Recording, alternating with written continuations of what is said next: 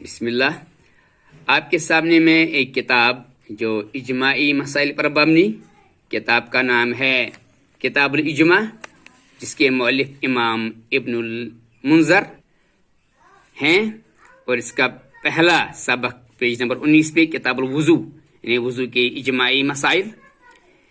یہ ہے پہلا اجماع ہے کہ نماز بغیر طہارت درست نہیں اگر آدمی اس پر قدرت رکھے.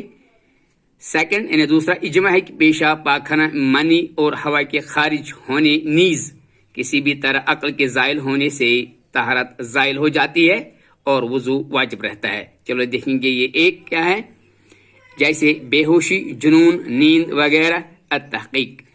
یہ اجماع نمبر 3 اجماع ہے کہ استحاضہ متعین ماہواری کے علاوہ کے خون سے طہارت زائل ہو جاتی ہے. چلو دیکھیں گے، یعنی ربیعۃ الرائے کے نزدیک استحاضہ کا خون ناقص طہارت نہیں.